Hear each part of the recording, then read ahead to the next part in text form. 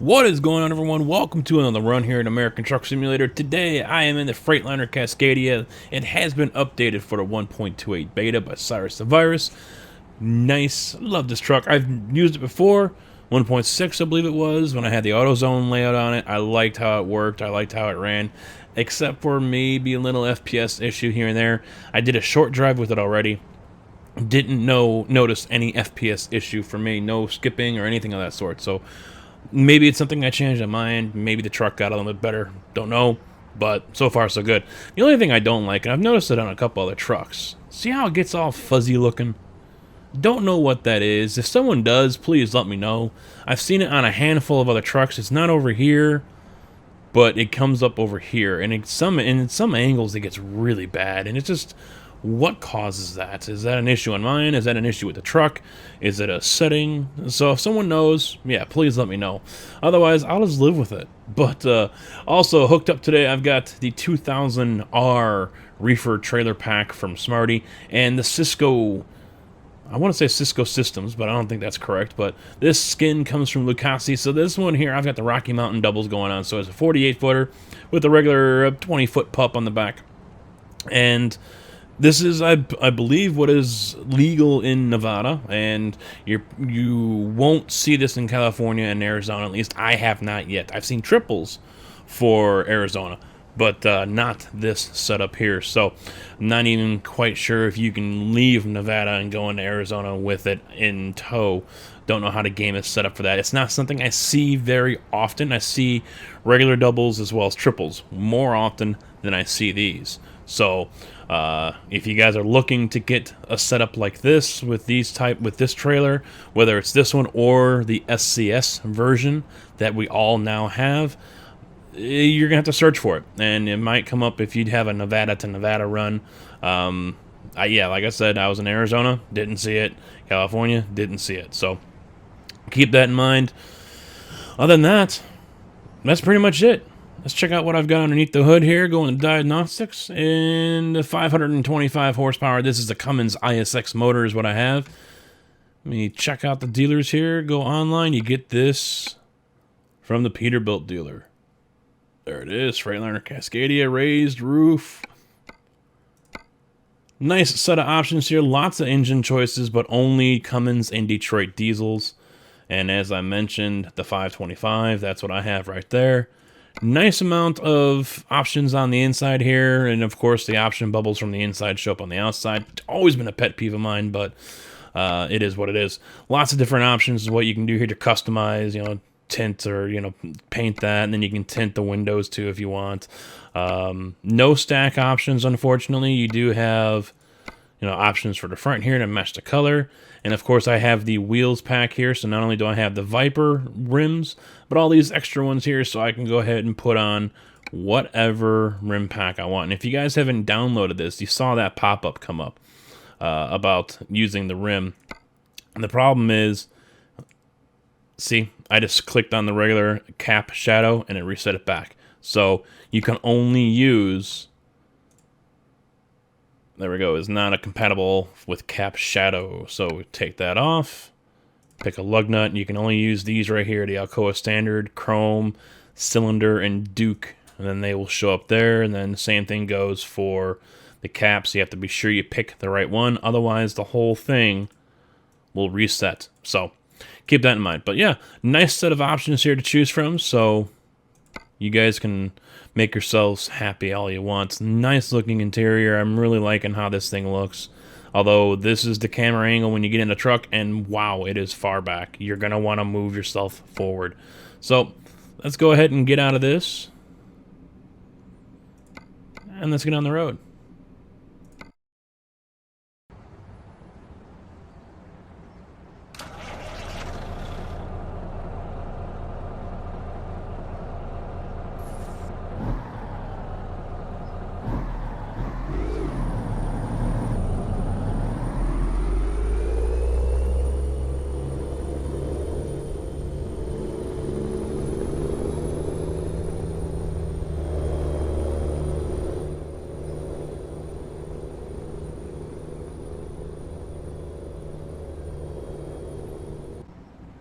Nope, that one ain't gonna work still. positioned out front.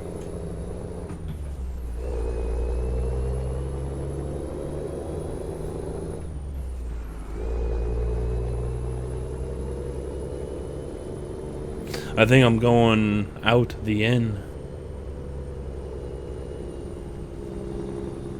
Yeah, they can kick me out.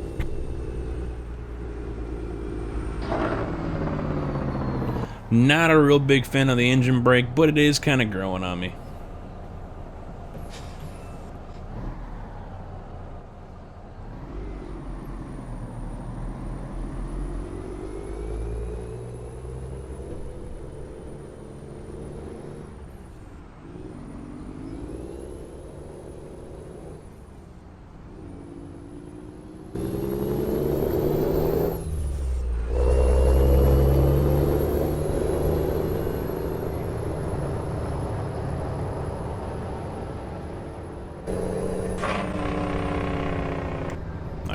Off, don't need that on. Now, also, I don't know if you heard that K-dub right there. It was sounding a little different. That is because I have a new sound pack in here as well. It is the Sound Fix Pack version 14.48. I have not really explored a whole lot because this thing changes up so many sounds. It's unbelievable. And so, you might have just heard that W9 back there, so a lot of the truck traffic sounds change. I guess it also changes some of the Jazzycat traffic mod sounds. So if you have some vehicles from the Jazzycat's traffic pack, some of those sounds might be changing for you as well.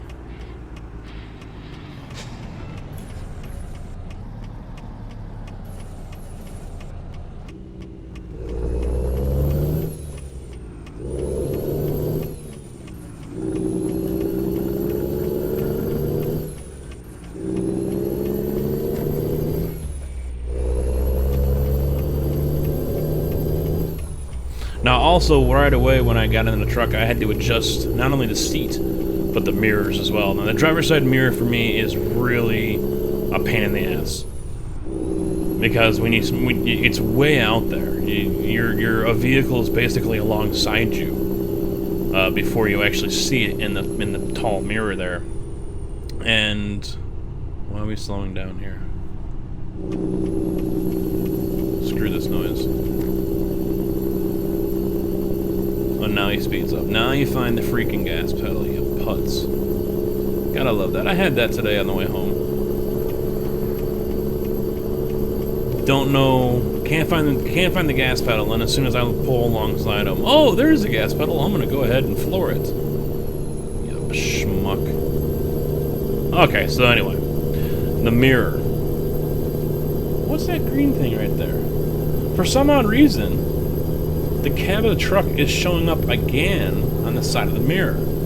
So if you move the mirror in too far, oh come on, I'm in gear. If you move move the mirror in too close, you see the cab all over again. You'll see the headlights and everything else. So it's like you're actually moving the hood mirror. You know, they use the hood mirror for the left mirror. So, weirdest freaking thing I've ever noticed. You don't notice it over on the right. It's only on the left.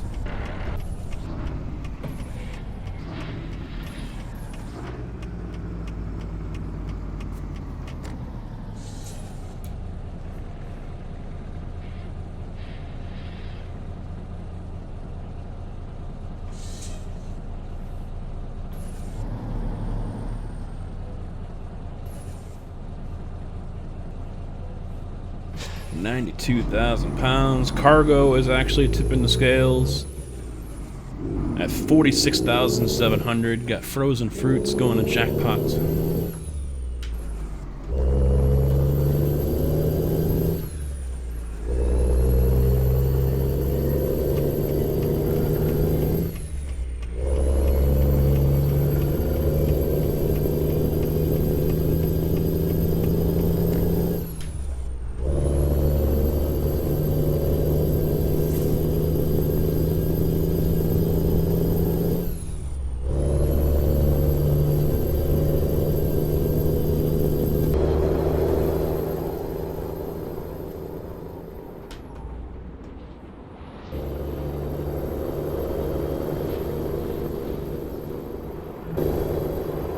So I'm wondering, you know, with this game here, we got heavy haul, now we got doubles and triples. What trailers are you guys still pulling? Did you focus on heavy haul and you're still doing that, or you know, what's the number one trailer you guys usually find yourself saying, you know what, I'm gonna go ahead and grab that one? Or are you kind of, you know, I feel like going this far, so I'm gonna go from, you know, Reno to Nogales, and you're gonna take whatever's going there.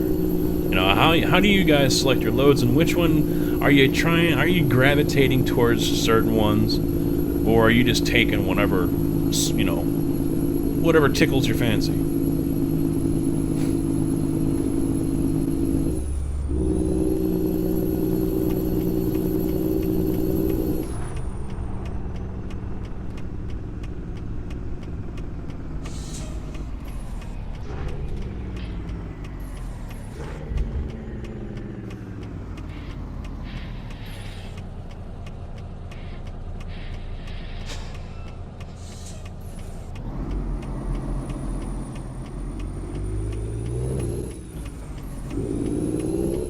I do also have one other bit of news.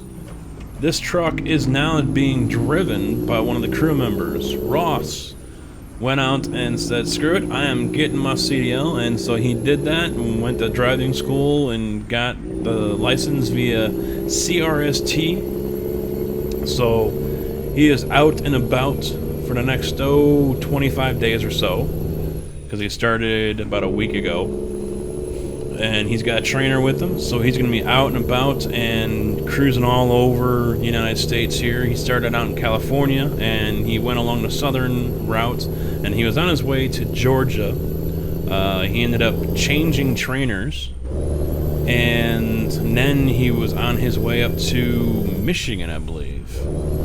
So he went through my neck of the woods right along Interstate 80, and he was impressed with the Thorton Quarry that you see when you go down Interstate 80 on the south suburbs area.